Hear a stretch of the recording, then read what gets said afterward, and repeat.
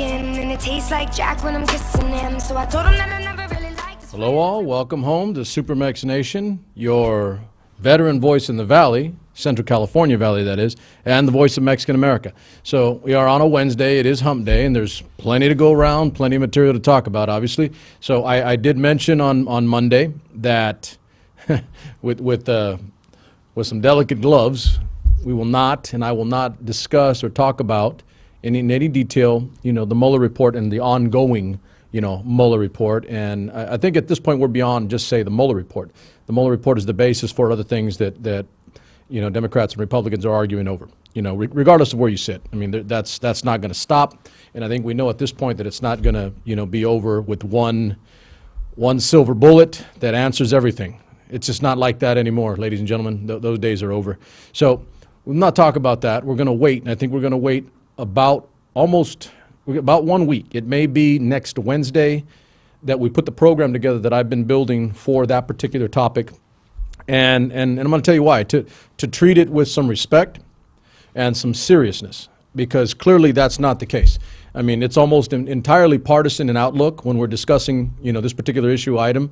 When it comes to the president, it's entirely partisan, and for good reason on both ends. I mean, that's a fact, and that's straight. There's no, hyperbole and hyperbolizing or exaggerating the case there. That's just a fact, and that's quite literally where our country is, kind of split. And then you have a percentage in the middle, and I'll say the middle, a percentage, that quite literally doesn't know what to think. And, those are going to be the people, believe it or not, and yes, voters, that quite literally make the decision or decide on where we go as a country, what is and what is not acceptable, and what we do or do not want going forward after the current term that we're in. And that's not just a presidency, by the way. That includes Congress and the Senate, Congress, because Congress is the House and the Senate. Make sure we're clear about that. You're careful with the wording. You don't want to mislead anybody or misinterpret, and so that they don't understand. So the House and the Senate comprise the Congress, 435 members in the House, 100 in the Senate. And one is controlled by the Democratic Party, one is controlled by the Republican Party. The executive branch, the presidency, is controlled by the Republican Party. And without a party affiliation, you can definitely say that the Supreme Court, the judicial branch, the third of our branches of government, is more conservative or leaning that way because of recent appointments by current president. So that's just a straight, honest assessment. No partisanship one way or the other. That's just the number. Those are the numbers of what we have currently with regard to our branches of government. So we are going to treat them with a serious level of respect. As of now, I've locked in at least one attorney to give us provide me with a legal perspective. Now, again, it's not like myself, Brother Crow, and Brother Miller cannot address these items because they're both bright guys, as am I. However, we do need additional perspective, so I am actively looking for, and we do have at least one so far, and I'll probably go for one more, but I'd like some female perspective and have ladies weigh in, because it's almost a bunch of older guys talking about issues with no perspective from the fairer sex, which I think is absolutely necessary because, hey, ladies and gentlemen, ladies and gentlemen, they make up half the population, if not more. And I'm not the guy that's going to not listen to ladies. Number love for the ladies, right? That's what's got to be. So we will have at least one, maybe two. I'm shooting for two ladies to round out our panel of two guys, and then me in the middle somewhere trying to be ambivalent and not skewed one way or the other, but trying to give you guys fair, clean assessment as to what that is. So enough of that. We have plenty to do today, so we're not talking about that topic that is occupying all the oxygen in the current political climate, quite literally. I mean, you can't turn anything on. Very little coverage is done on anything else right now. Okay, now, does the world not turn when we're not talking about the Mueller report and possible impeachment or any of that? No, absolutely not. We continue. Believe it or not, the world does continue. And believe it or not, people still continue to live and items continue to happen, both good and bad. And lives are lived. And I don't think I would have ever not, or started what I'm doing here with you on SuperMex Nation if it weren't for the fact that I want you to live, I want you to experience, I want you to know. And I don't want to be just some political guy giving you my spin because I'm trying to gain a number in viewership or political following. I'm trying to give you what I felt I never got, and that's legit, clean, honest assessments And if there is an opinion or a subjectivity involved from the person giving it to you, I'll tell you exactly what it is as I'm doing it or before. I don't want to mislead, misconstrue, or misinterpret and run you down a road that, again, is just what I want you to do. I want to give you good information so you make your choice. You make your choice. And if it is a choice that is exactly opposite of mine, then I fully, absolutely support you 100% in your ability to do that. I wouldn't have laced them up if I didn't believe in that entirely. And even though I don't lace them up in the same fashion anymore, I still believe that. When I swore my oath to the Constitution, there was never an expiration date. The expiration date is quite literally when I'm done and I'm in a box. There's my intent for you today when it comes to current political climate and, you know, the prevailing action or items that are going on right now in the political world. So we do have, you know, in essence, I want to catch up a little bit on, I want to catch up a little bit with some items that we had touched on and that we had not, quite fully fleshed out, and that we brought up as items, for you that we need to clear and complete, because we bring them up and then, the news doesn't die. The news doesn't end, ladies and gentlemen. There's still plenty. So I've got a handful, 2-3 items that I want to get through. And then the back half of the hour, you're going to like this. The back half of the hour is going to be devoted to the current field of presidential candidates on the Democratic side. We got to be even-handed and fair here. Okay, so the current Republican obviously is the president. He's the incumbent president, so we don't need to, discuss him per se because he's occupying the office. And you have a whole bevy, plethora of ladies and gentlemen of all shapes, stripes, sizes, regions, colors. And it's kind of cool. I do like that on the Democratic side.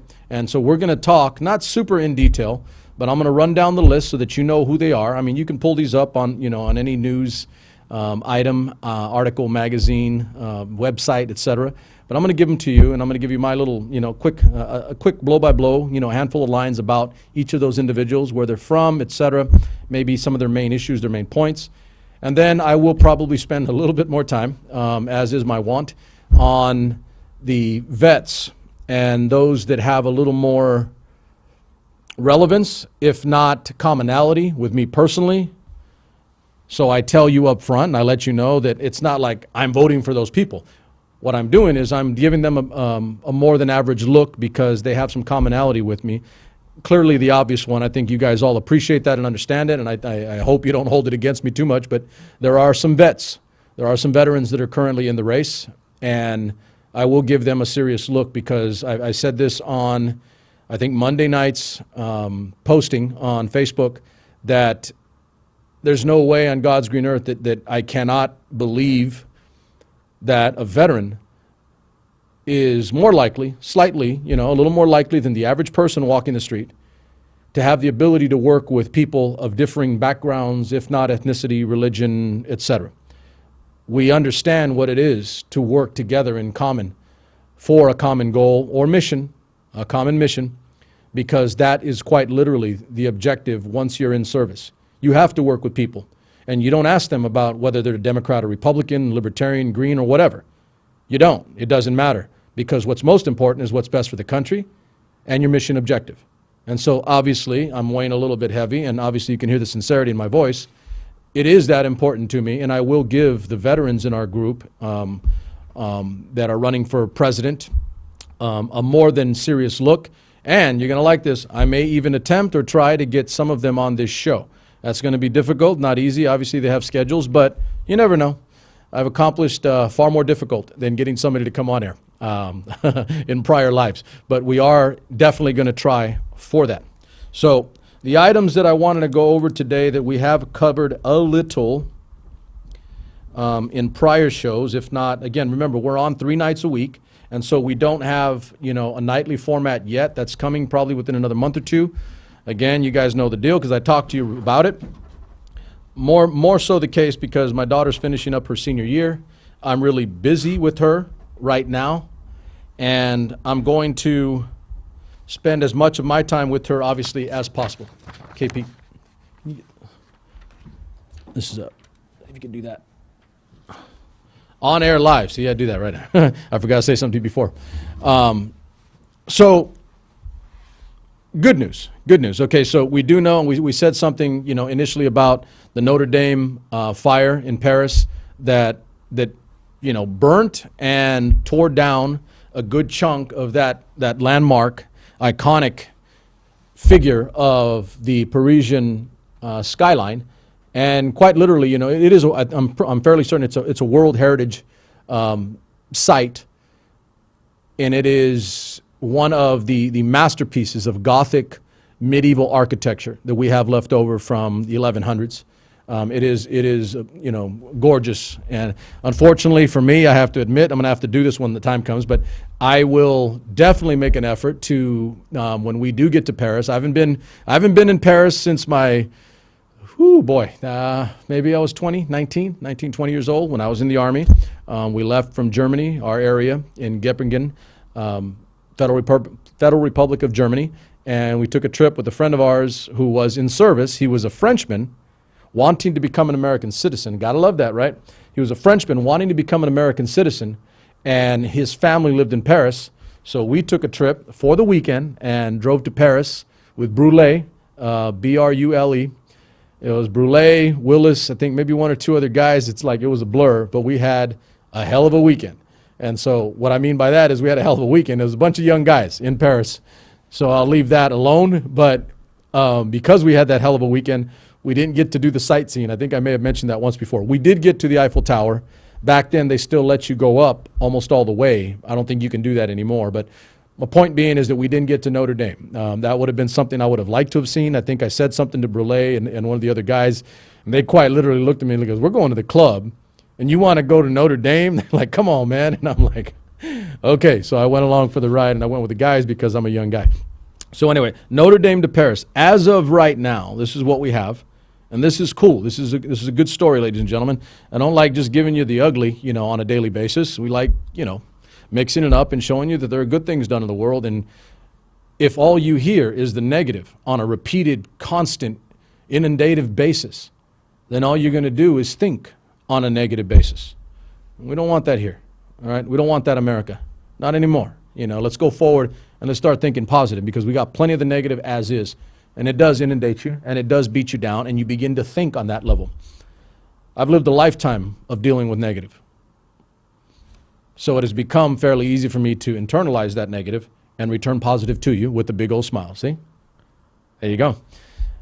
There's a lot in the world that's not good, but there's a hell of a lot in the world that is good. And I want to bring you one good item here. So after that happened a few weeks ago in Paris, the majority of the structure of the church remains intact and wasn't decimated, and could have been, by the way. And I'll never forget this. Like the next morning they had images after the fire, had basically exhausted itself, and the firefighters had done a hell of a job of eliminating any possibility of, further damage to the church. It was in the morning that they had a picture, and you guys can go check this out online. You can just pull it up on Bing or Google or any site. And, Notre Dame de Paris fires and images. And it was really cool. Somebody took a picture, like outside in, because part of the church was out. They took an image from the backside looking into the nave, the area in the center, or the main portion of the church where the padre speaks and the people sit and listen to mass. And the cross, the crucifix, was like blaring out on the camera in the picture. It just looked really cool, and it was backlit with light from the morning sun.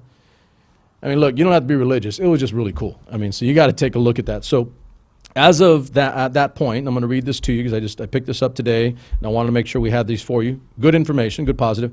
So France's 3 wealthiest families came to the rescue of the Notre Dame de Paris Cathedral.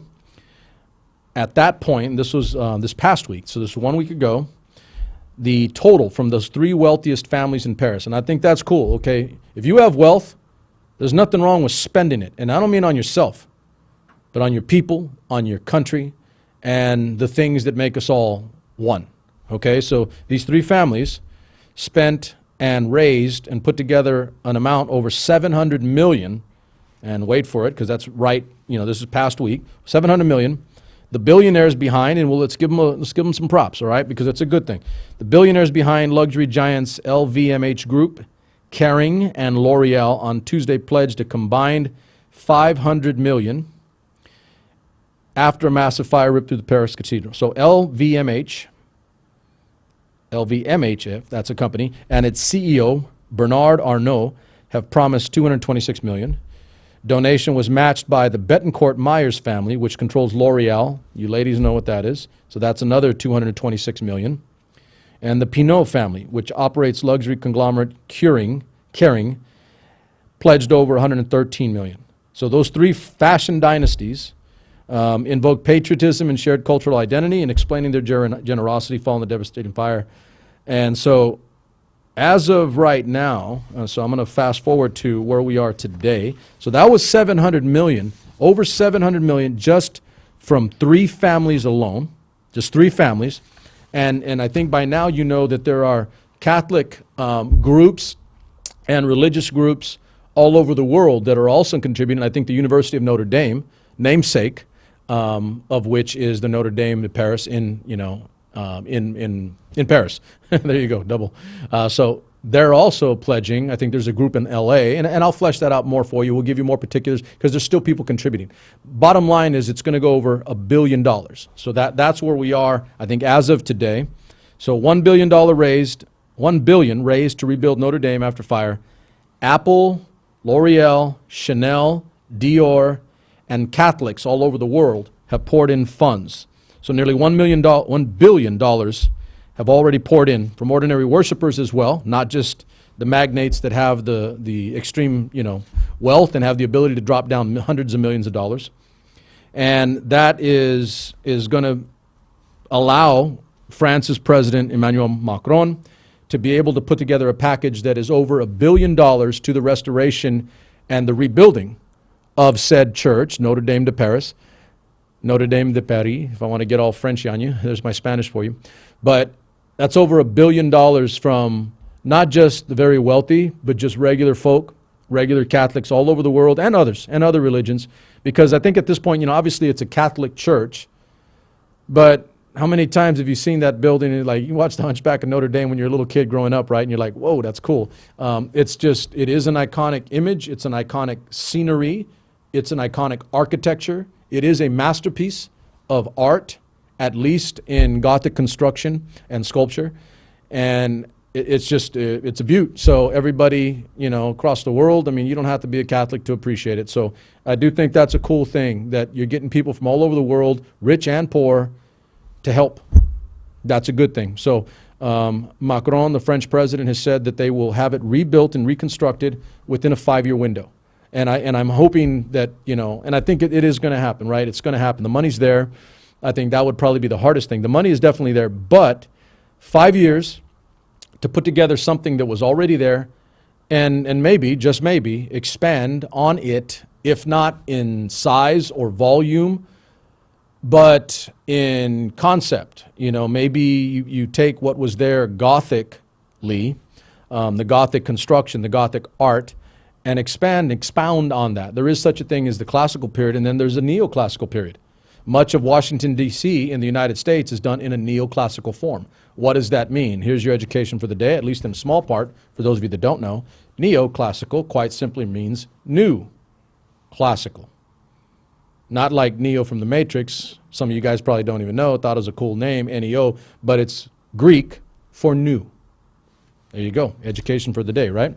So I'd like to see what they do from an intellectual perspective and from an artistic perspective. I'd like to see what they do, if not just construct what was already there, but maybe something else, maybe something creative, maybe something that adds to it to commemorate, if not memorialize, a tragedy that became a moment in opportunity in time to rebuild, reconstruct, redo, and reinvigorate, at least on an intellectual level, an artistic level, something that was already beautiful and gorgeous, and make it a little bit more. Nothing wrong with that, right? So there's your bit today. So that was, again, Notre Dame Cathedral. Over $1 billion has been raised, and I'm going to have a sneaking suspicion Notice I only bet with house money, right?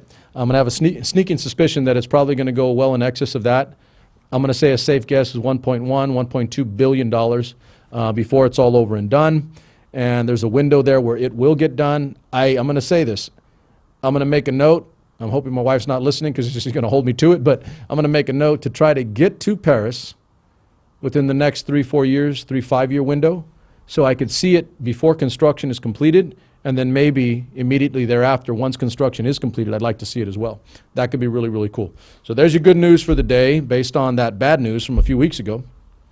And here's some other, this news not good. Okay, so this was one that we touched a little bit last week.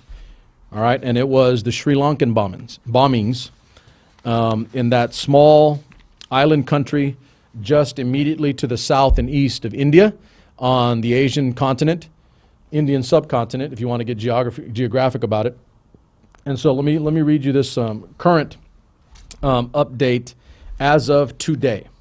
So I really wanted to see what, that kind of happened, and then the other stuff exploded, and next thing you know, we're not talking about it as much, and no pun intended on the explosion, but I'm talking about the political explosion of things that are going on in Congress.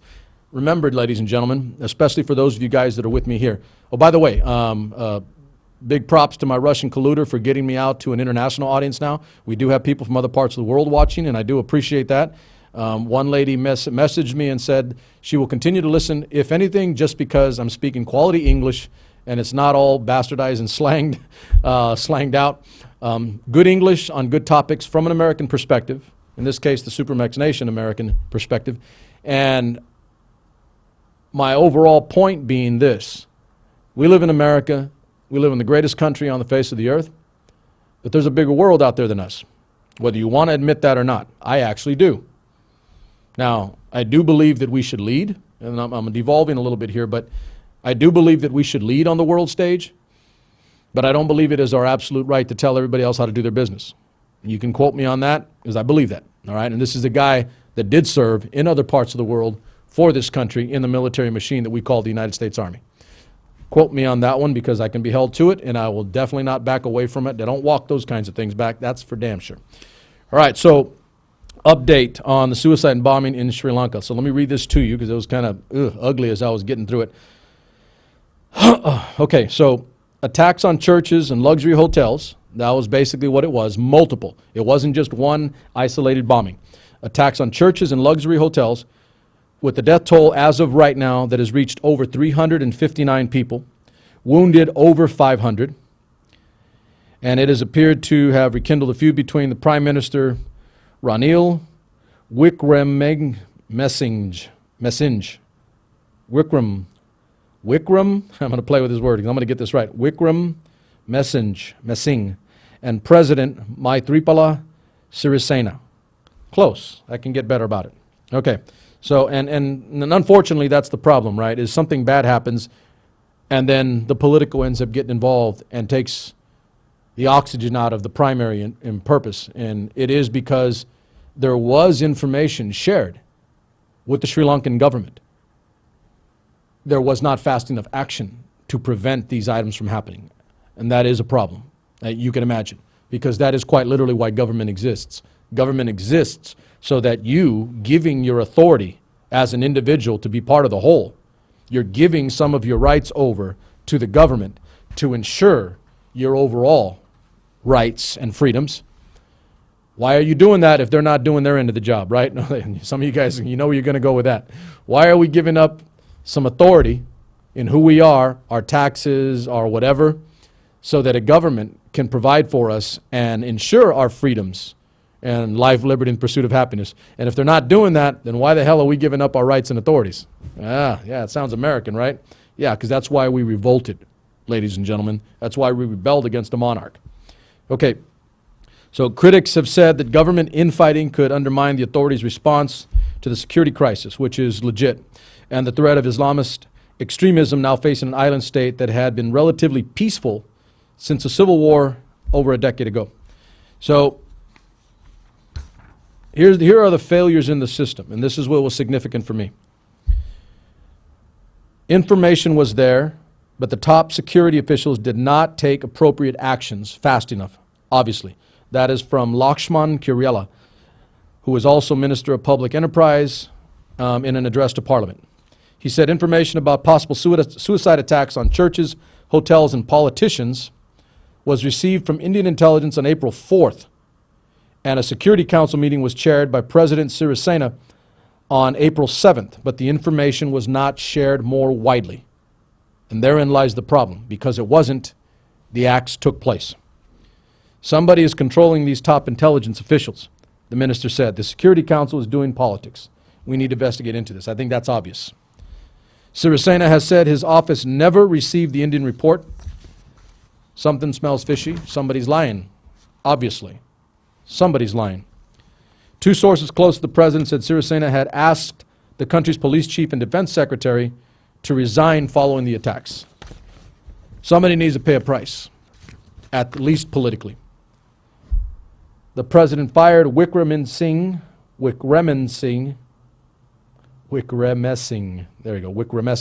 last October over political differences, only to reinstate him weeks later under pressure from the Supreme Court.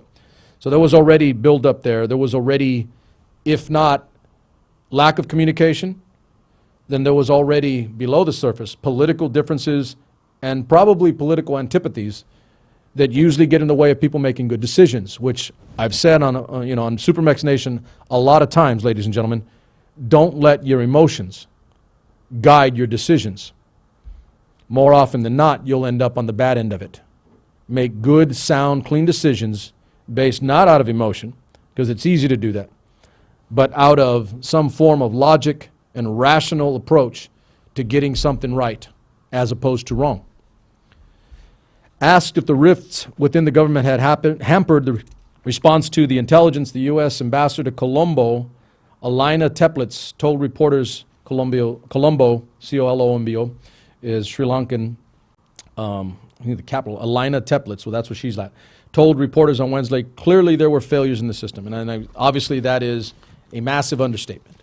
Okay, so there's still more there. And why do I bring this up? Not just because, I've said this before, right? An injustice to one is an injustice to all. It really is. These attacks could happen anywhere, everywhere, at any time. This illustrates the point that there was clearly differences, or clearly were differences in the Sri Lankan government at the top level, where information was disseminated. There was information about possible attacks, and there was no action on it. And when government fails to act, guess who suffers? 359 people dead, over 500 injured. Now, I cannot say with 100% specificity that it is clearly the fault of said government officials, but there's no question, if there was information, hard information, in advance of the attack, then somebody didn't do something, somebody didn't take the action.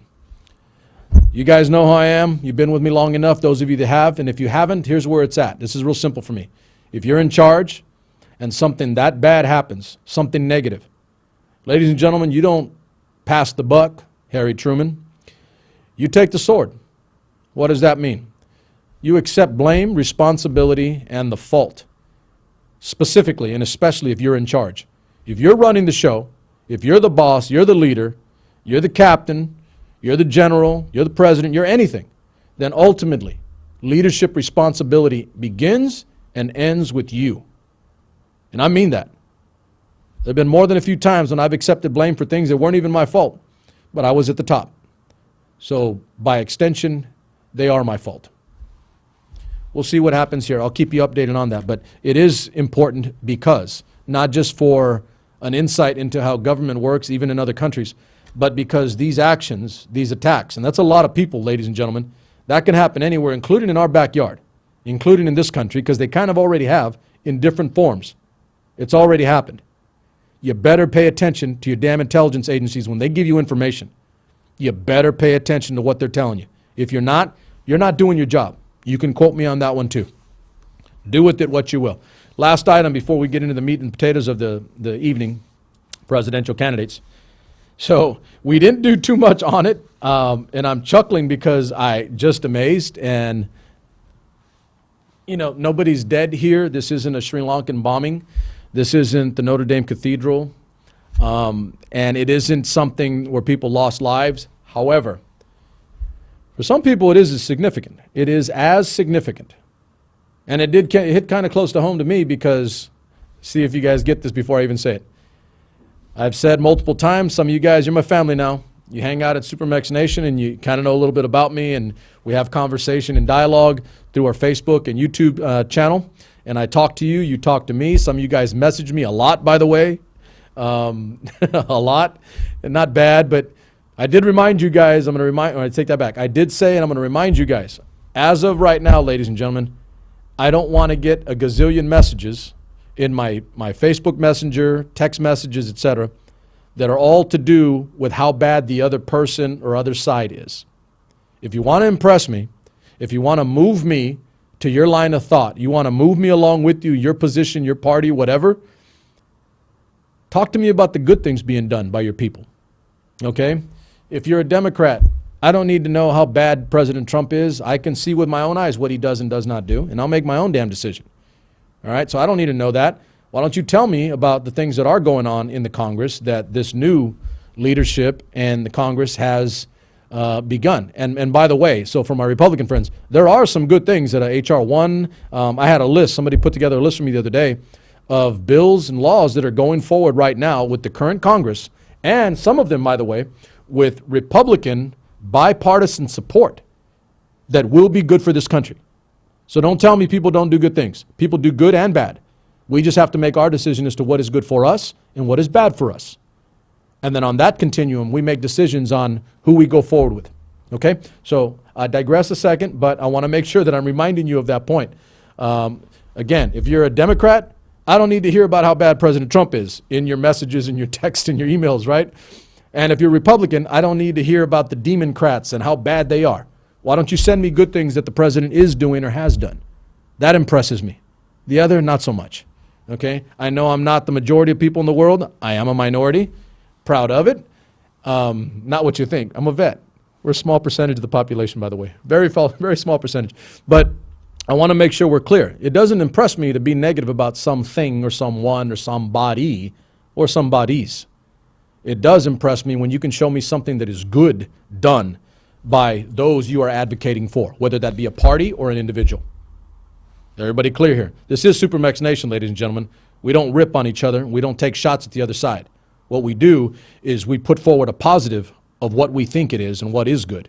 There's a novel concept, right? You want to know why that's difficult?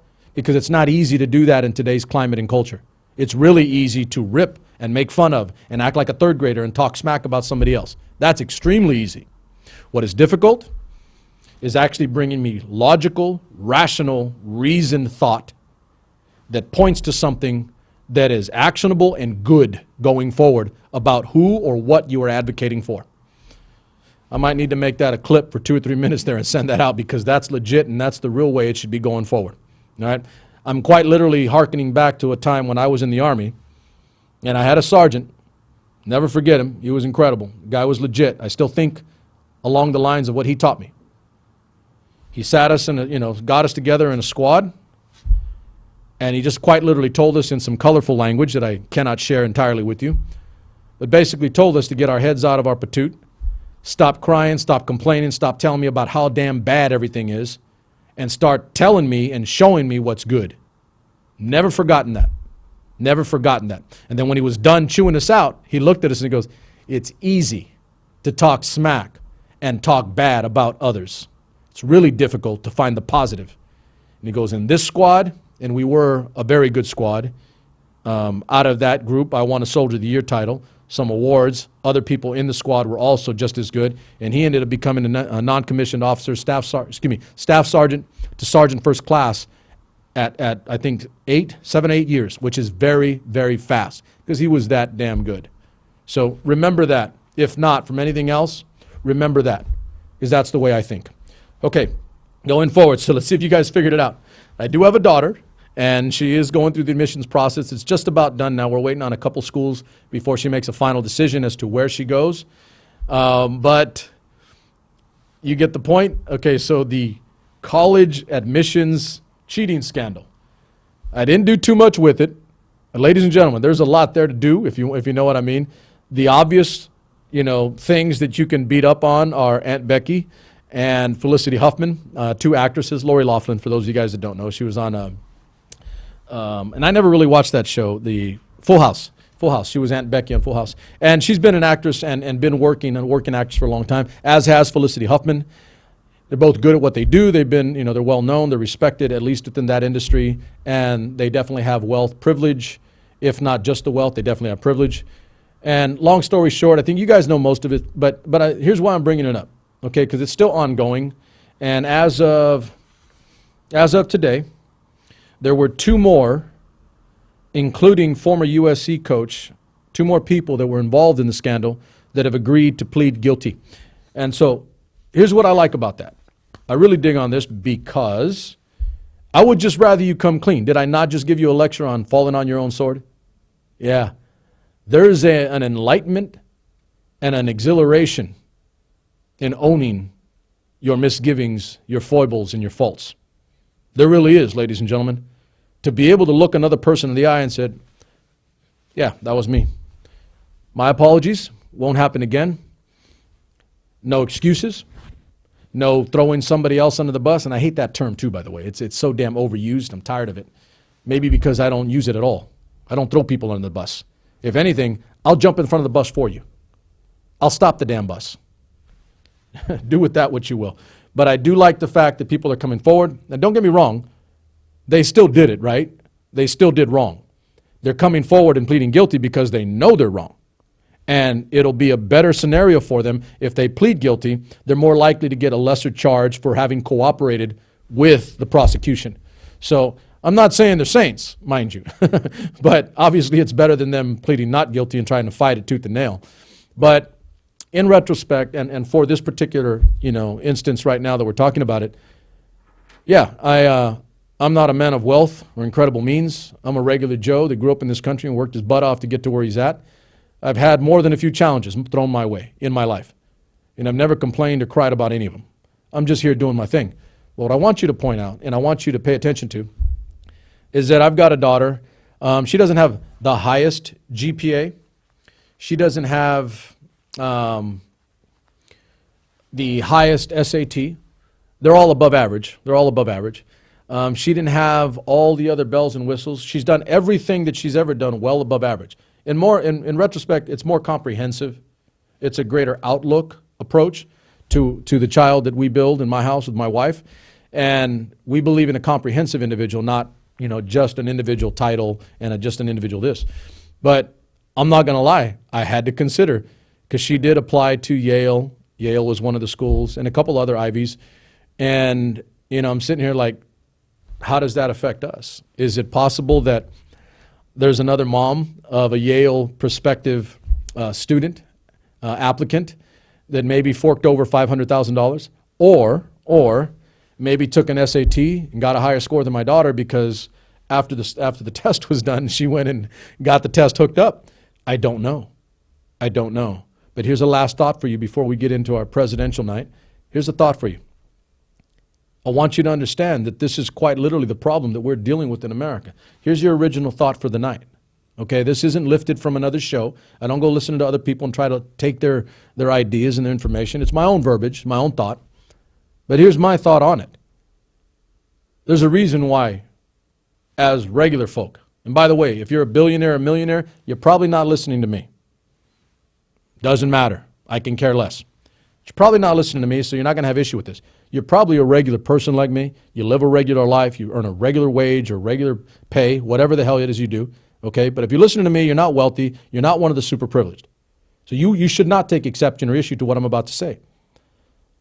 There is coming a point, we're already there, by the way, where we are really, really beginning to have self-doubt about a country and a system that is not structured to work for the common man and woman.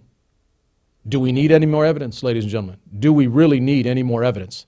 It's staring you right in the face, literally every day. If you take the time and you take the initiative and you have a little intellectual, if not personal courage, to find out the real truths that are going on, you will find out that there are evil deeds being done, and guess what? You're not the one on the receiving end of the positives coming out of those evil deeds. By the way, these dirty deeds are done quite literally dirt cheap for the wealthy anyway. There's your AC/DC for the night. I second guess and question. And that is why I'll continue to come on air and bring these things up, because democracy does die in darkness. If you don't enlighten people, if you don't shine light, elucidate on items and issues that are going today, current, things that are happening that we're not aware of because we're so inundated and bombarded by all the other stuff that's sensationalized and takes up all our attention in our space here, then we don't know what's going on. So I wonder, and I'll probably never know, but I gotta wonder. Maybe some other child of somebody famous or wealthy has a child going to Yale. Maybe my daughter's not. Maybe because her SAT isn't as high as the other child that actually had a little bit extra help, if you know what I mean. Now, watch what I'm doing here. I can't prove that. I don't know that. But evidence is all over the place. Evidence is all over the place. Tell me, America, am I wrong for wondering? Rhetorical question. I think you know the answer. It's really simple. Hell no, I'm not wrong for wondering, because it's there right in front of your face. All right, I'll update more as we go forward. I'm giving you the generality of it. I'll give you more particulars, give you the names, the people, places, etc. as we flesh that out a little bit more. I am interested to see where it goes, because I want to see quite literally what the college, and here's the thing, my daughter's going to be done. She's a senior right now. So this will not affect any of my children going forward. My son's already at a school, a good one. My daughter will go to a school, a good one. And it won't affect further for me, at least on a personal level. But watch this. You're going to really like this. If it affects any of you, it does affect me on a personal level. It does bother me. Maybe you're not my blood. Maybe I don't know you. But if there's a child out there right now that is not getting that opportunity because others that have wealth, privilege, and access, and their little kids, their son or daughter, not as talented, not as intelligent, not as qualified, not as capable, is getting in, and ladies and gentlemen, that's not my America. That is not SuperMex Nation. You do with that what you will. You know my line on that one. So there's my little piece on those updated items, and I will bring them further to you over the next few weeks. We've got a busy plate over the next few weeks, including dealing with the current mess. But for right now, we haven't done this, but we need to do this. So I've got here about a little over a quarter an hour, and we're going to run through these as fast as we can to give you those, call it not a wrap-in. It was supposed to be wrap-in Monday, but we didn't quite get there. So Brother Crow was not here tonight. Brother Miller has been out on vacation. I don't know what the hell he's doing, this guy. Brother Miller, out on vacation, right? So I'm going to run through you as much as I can, and I'm going to advise you up front. Now watch this. I'm going to advise you right now. I'm going to advise / ask you, because I had a lady who is in the group now in the SuperMex Nation forum, wasn't sure whether she belonged in the group, but now is convinced that she is, and openly stated, you got to get into this group, you guys. I mean, you're going to like what we do in there. You're going to like what you see. It is fair, it is open, it is honest. I have multiple competing viewpoints on a variety of topics, but ultimately, and I'm going to be a little cheeseball about this, but got nothing but love for it, because people are taking care of each other. I have people that don't agree with each other fundamentally on some key issues, including the current political situation. President and Democrats don't agree fundamentally. But damn it, do they treat each other with some respect and civility and courtesy. You got to love that. You don't get that very often. You're not getting that in a lot of other places that I see, places that I was in the past. It's not there. It is here on this forum, this group, SuperMex Nation. So here we go. Candidates for president. So this one I'm going to bring up like right now. All right, here we go. Here's the group. Okay, so officially in. Give me my quick drink here. All right, watch this. All right, so officially in. Pete Buttigieg, Massachusetts Rep. Seth Moulton, California Representative Eric Swalwell, Ohio Representative Tim Ryan, Senator Kirsten Gillibrand, former Representative Beto. I'm going to do that, Beto. Do Beto. Come on, man. I can't do Beto. Beto. Watch that. Beto. Beto ORourke. Here's the thing. If you're Mexican or if you're Spanish speaking, it kind of doesn't run off the tongue the same way. Watch. Beto ORourke. There's two O's back to back, and you have to hit the ORourke. ORourke obviously is Irish English language, right? Beto is not Irish English, clearly not. It's supposed to be Spanish. So it kind of, there's like an incongruence there. Beto ORourke. So you got to say it slowly. If you're not Spanish speaking, say it slowly. But what you'll probably end up doing for the tongue anyway, I'm getting a little too philologist here. You'll end up saying Beto, make the E the hard A, Beto ORourke, because it's easier to say. It's harder to say Beto ORourke. I digress, but I think some of you guys that are speaking Spanish, you know what I'm talking about. Former governor and current senator, Amy Klobuchar, Senator Elizabeth Warren,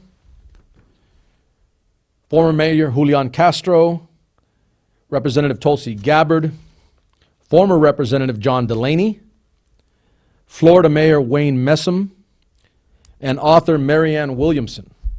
Oh, and former tech exec Andrew Yang. Not running. Here you go, nuts and bolts, ladies and gentlemen. This is as of right now. Not running. Former Virginia Governor Terry McAuliffe. He was past Democratic National Committee chair, I believe. Ohio Senator Sherrod Brown.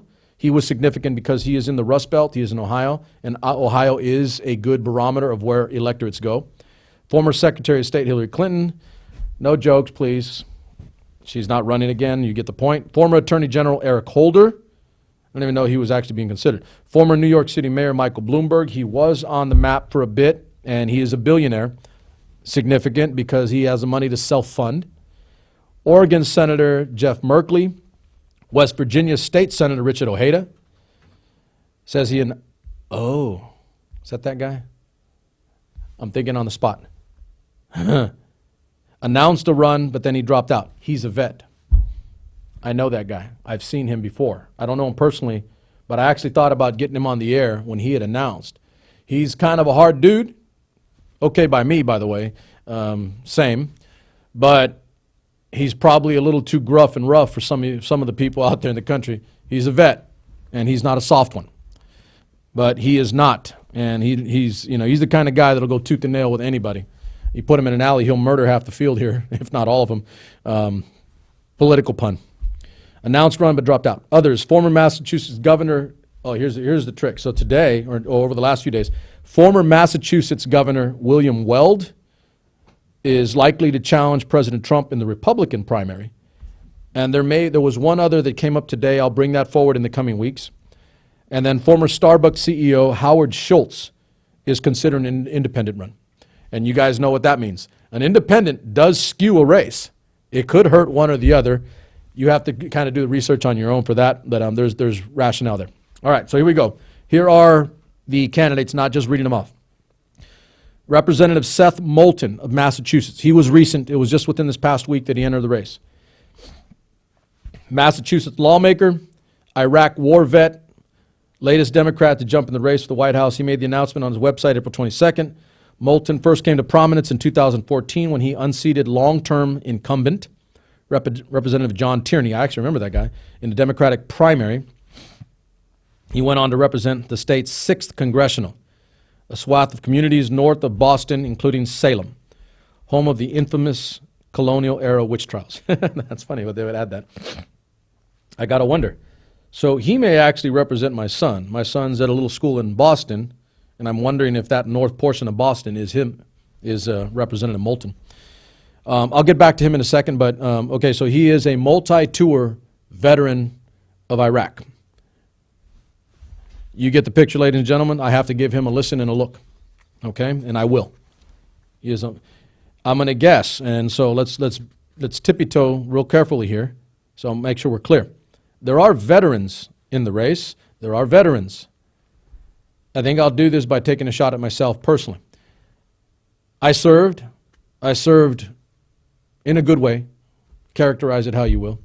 I had some good accommodations, accomplishments, and awards.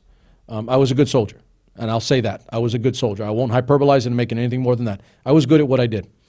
However, I'd be the first to tell you, as a soldier, I didn't see or do anything near what some of the Vietnam-era folks did in the trenches, in the dirt, in the jungle. And I sure as hell didn't see or do what my two grandfathers did in World War II in Europe and in the Pacific. And I'm talking about combat, actual hand-to-hand combat as infantry. Now, I was an infantryman, and my family all serves infantry. We all have infantry, including my son, 82nd Airborne, a tour in Iraq. So I want you to understand, ladies and gentlemen, I don't know Mr. Moulton at all. I think I've talked, maybe messaged, he sent me an email once a long time ago when he was running for something because he was a vet and he's trying to get more vets involved, which I do like. So I don't know the guy, but I am definitely going to give him a hard look because he is a multi-tour vet in the trenches, not somewhere in Washington, being a vet, and that's where I'm being, careful here. It's tippy toe around that. I never diminish or dismiss anybody else's service. But even those people would tell you, as I'm telling you now, I know I didn't do what my grandfathers did in World War II, and I know I didn't do what my uncles did in Vietnam. It's a different war. I'm fortunate that I didn't have to live through the hell that they did. On the other end, some vets don't have to see as much of the ugly. Not in the trenches, not in the dirt, not in the jungle, right? And Mr. Moulton clearly was closer to the action than most vets. So for that reason alone, I will pay attention and I'll give this guy a seriously hard look. Seth Moulton, Massachusetts, just recently got in the race. Okay, Representative Eric Swalwell, Representative California's 15th Congressional District, made the announcement during an appearance on The Late Show with Stephen Colbert. I think he's on one of the oversight or intelligence committees as well. I have watched him a little bit because he's been on the news quite a bit lately for different reasons, including some of the committees. And he's bright, he's capable, well-spoken. I don't know. I don't think he'll make the cut, at the end. I don't think he'll win it. But clearly some of these people, some of these guys and gals are getting in because, one, it raises their profile and their stature. And maybe, and here's a thought, maybe gives them the ability to talk about their most serious issues and bring those issues to the plate so that the Democratic primary, when it's done, whoever the nominee is, now has vetted and sparred and crossed swords with other people in the race that can sharpen their ability to bring forth good argument and good issue and policy. That is good. So I don't think he'll make the final cut, but I do think he'll add flavor and some intellectual heft, if not some intelligence heft. And I'm talking about, intelligence in the intelligence community with the information he gathers and on his committee. He's a bright guy. He's a bright guy. Not everything, for me. There's some stuff I'm not cool with and, would be different about. But I think he'll add to the mix. Representative Tim Ryan, Ohio representative. He once challenged Nancy Pelosi for the U.S. House Speakership, 2016. Joined the field for the Democratic primaries with an announcement on ABC's The View. That's different. He went on The View. I'm a progressive who knows how to talk to working class people, and I know how to get elected in working class districts. Notice the buzzwords.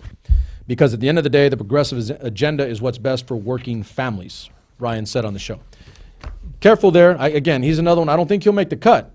But if he's in Ohio, Pennsylvania, the Rust Belt states, and he's talking about working families making a working buck, and they're not getting it, then people are going to pay attention. And that, to me, that's going to cut across a Democratic and Republican partisan line. I really do believe that, okay? Because there are people in the middle, Democrats and Republicans, that are not far left, far right to the ends of their parties. They're actually closer to each other because they deal with regular problems on a regular basis. And that kind of stuff, party stuff goes out the window when you're talking about not having enough money to pay for prescription drugs. You're talking about not being able to afford a damn ambulance ride, and we've done that. We've talked about healthcare, rising costs, and an inability for a family and a father or mother to take care of the things that they have to do for their family in healthcare. These things, not earning a serious good wage while the economy continues to, grow in terms of cost, inflation, et cetera, and we can't keep up with it because we're not making the dollar, We just keep falling as a middle class into the poorer classes. We fall further and further in debt, and then you get to an anger, a latent, underlying, subversive anger that bothers the hell out of people and takes the form of political anger. That's where it goes. So I will give that guy a listen. I've heard him once or twice. He's got some points that he's bringing forward that people are going to start listening to. Okay, next one.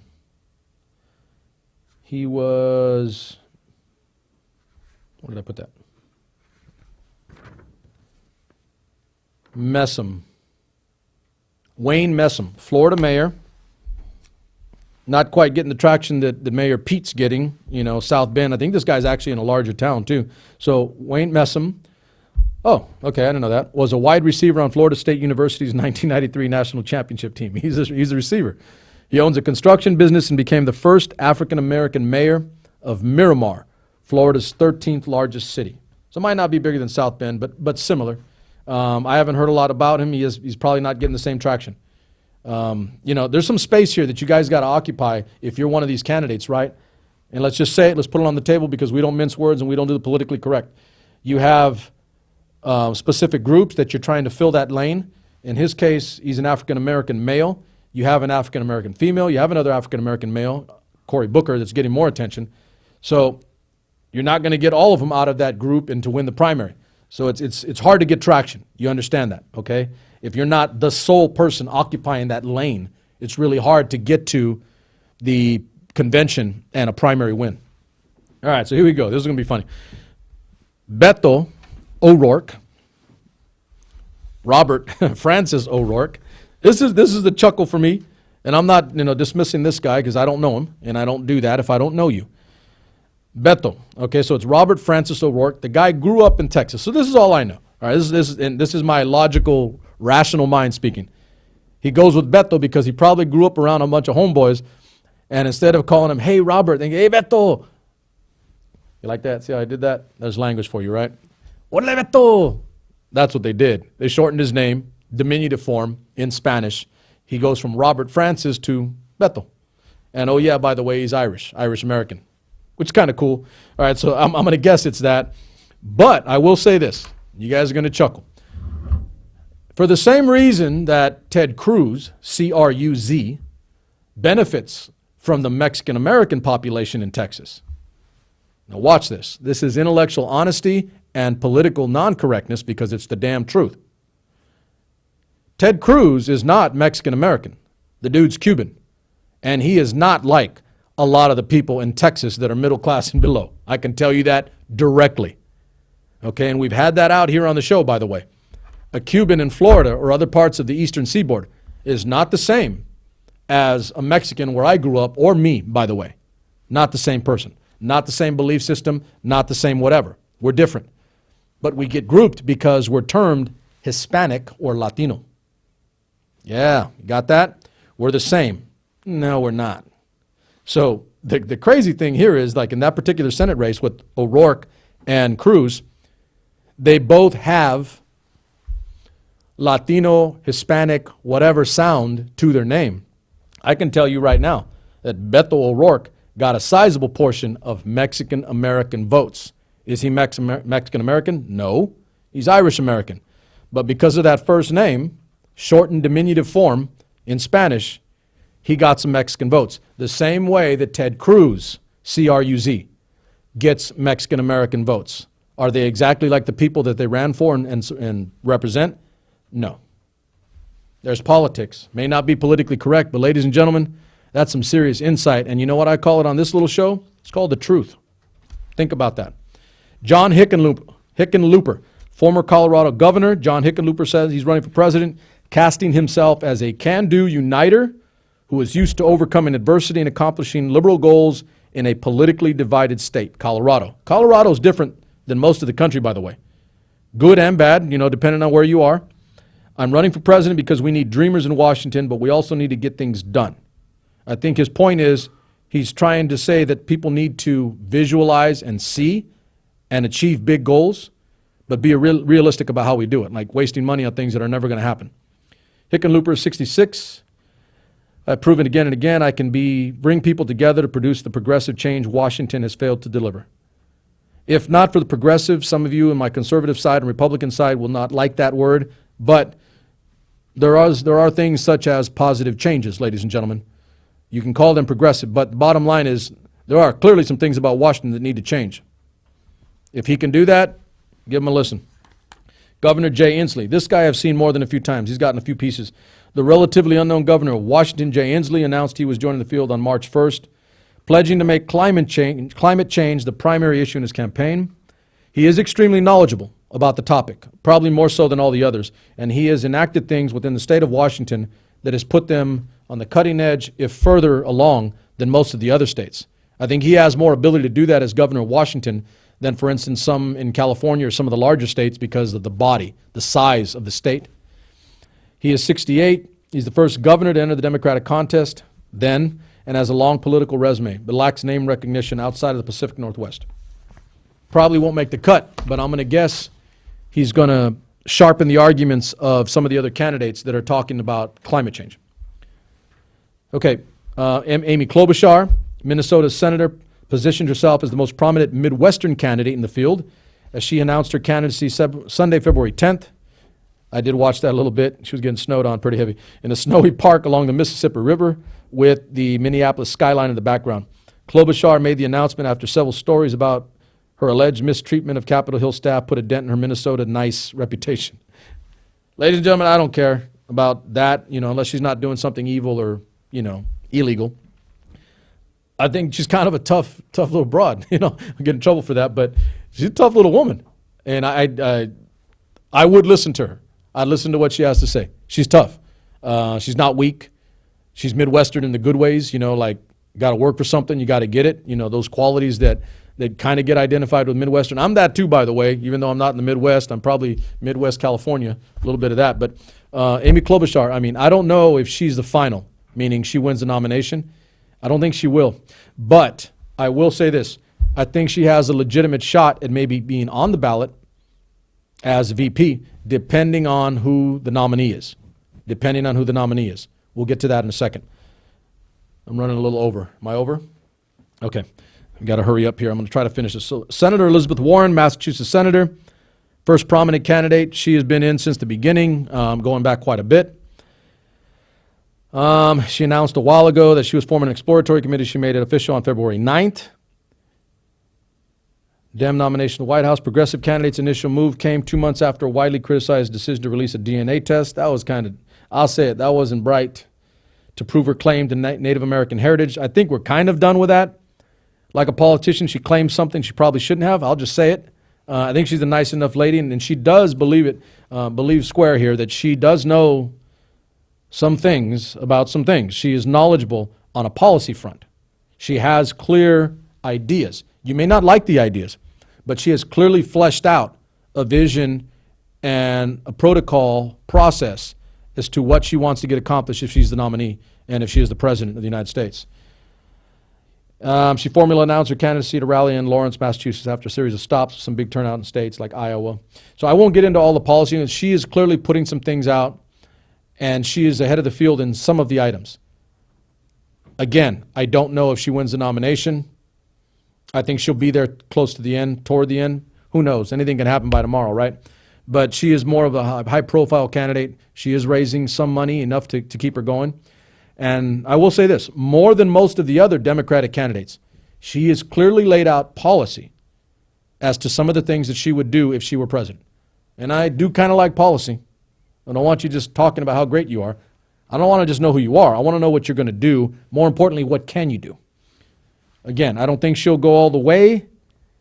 And I think there are other ladies in the race that if it came down to a guy like a Bernie or a Biden winning the nomination, I think Warren, Klobuchar, Harris, and some of the other women will probably get on the ticket. Then it's going to be about rounding out their best avenue to pick up votes and support throughout other states. Honest assessment. Cory Booker, current New Jersey senator, former mayor of Newark. Cory Booker announced his bid for the Oval Office February 1st. Booker has long been seen as a challenger for the presidency, something of a centrist, not always bad. Booker's announcement focused on unity and pride in America in an era marked by bitter political polarization. I think he's got a lot of work to do. He's not having that moment where he's getting out of the pack. He's just kind of there. He's got a lot of work to do. He is raising some money, but not as much as some of the others that could occupy that lane of being a little different. Pete Buttigieg. And I did warn you guys, gave you the heads up a while ago. This kid is smart. He is really smart. You cannot catch him in a gotcha moment. He is that good, at least in thought. He can configure on the spot an argument and a line of reasoning that always ends up in a good place, meaning he's not BSing you. He believes what he's got. If he's not, the only knock I've heard against him so far is that he hasn't laid out a specific set of policies on a variety of issues, because in his world, he's still trying to get to know you and you get to know him, background, That's legitimate because he's just the mayor of a small town in Midwestern Indiana, South Bend. But he is somebody to pay attention to, and here are the things that jump out at you. 37 years old. He is the youngest person in the race. He is the youngest by far. Buttigieg is only a few years older than the requirement to be the commander-in-chief, 35. That's the youngest you can be. If you didn't know that, the youngest you can be to be president of the United States is 35 years old. That's in the Constitution. There's your lesson for the day.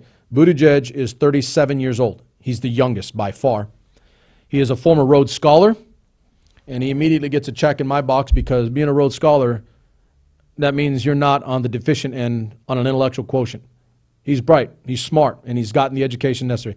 And he's a veteran, served in Afghanistan. The other, I don't want to make too much of an issue of it, but he's the first openly gay nominee from a major party. Keep an eye on him because he is raising money and he's moving toward the top. He's top two or three, four right now. He keeps moving up. There's a reason. He's smart and he answers questions. He doesn't get caught. Kamala Harris, first-term senator from California, entered the race on Martin Luther King Day. If successful, will be the first woman, African-American, to win the nomination. Bypassed the traditional route of launching an exploratory committee. The truths we hold described Washington as a hot mess, saying she was raised to fix problems. Again, with her, I don't think she'll win the nomination. You don't know. We'll see what happens. But she's definitely going to be on a short list if it's a guy that wins the Democratic nomination, because almost invariably they're going to go with the female. I'm just being honest. I can see that the case. They'll want a female on the ticket, and she and a few of the other females will be at the top of that list if they continue in this fashion. Senator Kirsten Gillibrand, New York Democrat. Got to hurry here. Julian Castro, and I'll do the obvious. This is SuperMex Nation. He is the only Mexican-American in the race. That's good. Not because I'm so racist, but because I think it's part of the American process. You want all subgroups, all people adding flavor and color to a race. And so I will give Julian Castro a decent, if not good look. And I have listened to him. He's not bad. He's good. I mean, he could be good. I don't know if he'll win it. I think his numbers are not there. I don't know. Mexican-American people, if you harness your vote, anybody could be legitimate and be a legitimate contender for president. But I'll say it if nobody else will. The Mexican-American vote is not uniform and singularly unified in their purpose to elect or vote for a Mexican-American. If they did, that would happen. The vote's not there in terms of unity and unification. Saddens me a little bit, but I understand why. I think it will get to that point, or maybe it doesn't. But that's just an honest, straight assessment because I do not lie to you. I tell you the truth, even when you don't want to hear it. Wrapping up, Representative Tulsi Gabbard, the other vet, female from Hawaii. She is a vet, so I will give her a look too. And I want to try to get her, see if we can get her to come to California, maybe come on the show. I think Brother Crow turned me on to her and told me to give her a look early on. I like her. I like what she has to say. I don't know if she's going to get the traction, and it's unlikely that she goes the distance all the way to the convention. And I think, it's going to be hard to even position herself for that maybe number 2 spot. She's got a lot of work to do. She's a good person. I could see it. Can't hurt that she's a vet, right? I mean, I got a soft spot for that. But she's good. She could be good. Maybe this isn't her time. I don't know. But she's got to do something within the next few months to break out of the pack and that lower end group that is not gaining traction past 1% or maybe $1 million in the bank. They got to do a lot more than that, or they're not going to make the main stage. Tulsi Gabbard, veteran, Hawaii. Marianne Williamson, they did a town hall. I think CNN did a town hall on her. Best-selling author of spiritual books. I don't know. She probably won't go the distance. John Delaney, former mayor, Maryland congressman. That was a long time ago now. July of 2017. Won't make the cut. Not being mean, just the truth. And then lastly, Andrew Yang, another one that Brother Crow brought up to me. New York City entrepreneur, entered the frame on early of November 6, 2017. Yang is running on a platform of universal basic income, Medicare for all, and a more humane form of capitalism. I really dig on that one. I'm not for universal everything. That's where I'm at. Not for universal everything, because somebody's got to pay for it. You got to find a way to do that. But I am definitely for a more humane form of capitalism. That can mean a lot of different things, but I've already told you, and I've gone on record, capitalism is not getting the job done anymore, ladies and gentlemen. And you don't have to be a Republican or Democrat to know that. That's a fact. If it weren't a fact, you and I wouldn't be discussing things like increasing healthcare costs, an inability for the middle class to pay regular bills, to pay for healthcare, a middle class that continues to shrink and drop into the poorer classes, while the rich continue to get richer and the wealthiest classes get even further beyond. We touched on that at the beginning of the show. Okay, so that's a legit line. I don't give a damn if you're a Democrat or Republican. A more humane form of capitalism. Capitalism needs to be redone. I'm not saying you throw the baby out with the bathwater, but there are definitely some things that need to happen, because capitalism is not working for you and I, Joe and Jane America. Not right now. Plenty of evidence for that. Yang is the son of Taiwanese immigrants and attended Exeter boarding school and the Ivy League. Last thing about Andrew Yang. I thought that was funny. But Andrew Yang, what did he say? Everybody's got to take a shot at Trump because they're the up and comer. He's the guy on the hill. You got to take him out, right? He said he is President Trump's antithesis or opposite because the fear is that he is the Asian guy who likes math. That was funny. All right, because he's playing and ripping all over that damn stereotype. I kind of like it. Somebody who's not afraid to attack openly stereotypes and misconceptions. And the scary thing is, like, maybe it's a stereotype, right? But he is a guy who likes math, and he happens to be Asian. But he's not running away from it. He's not running away from who he is. I really dig on that. So I'm going to give that guy more of a look because Jeff asked me to. But my point in sum, as I wrap up the show tonight, we're a little bit over, but I think it's a valuable show in content for what we've done tonight. I'm asking you to give all of these people an honest look because, as always, as I've always told you, I want you to make an informed decision based on what's best for you. Don't listen to talk radio and news media, mainstream, social media, etc., and take and internalize as gospel the things that other people are telling you because they have an agenda of their own, by the way. You know what my agenda is? I'm not making money off this. I ain't getting rich, not on some network. I'm doing this literally because I believe in the process of informing and educating a population. I did it in the classroom as a teacher. I'm doing it in this classroom as a teacher. I'm asking you to inform yourself. And if you don't like any of them, then by all means, don't vote for them. But I would say that it's the intellectual exercise of going through the process of listening to competing views and alternative ideas from what you know that'll make you a smarter individual, that'll make you a more informed voter, and then, heaven forbid, a better informed and a better citizen. That's all good, by the way, entirely good. So I want you to consider that. I want you to take a look at all of them. I'll bring them up as I go. I am legitimately going to try to get me some presidential candidates on SuperMex Nation. I want them on here because I want to ask them some damn questions because I won't pull punches. I want to hear from myself before I make my informed decision as to whether we keep what's there or we look for something else. That's just straight and clean, whether you're Democrat or Republican. That's the way this democracy is supposed to work. And at least in this format, in this forum, in this arena, SuperMex Nation, we will adhere to what those things are in terms of what this country's supposed to be. And I don't give a damn what's going on out there. What I care about is what's going on right here. That's my show for the night. I'll be back on Friday with Tag That Track, Cheap Date Night Friday night. I am entirely free with Swainbo, the Education Rambo. And we'll head off into another weekend. And then by the time we get into next week, it's going to get hot and heavy because we're going to get into meat and potatoes. We may even inform you, educate you on the processes that we are going through, because for no other reason, and here's my last thought for the night, for no other reason, we are living in quite a unique time.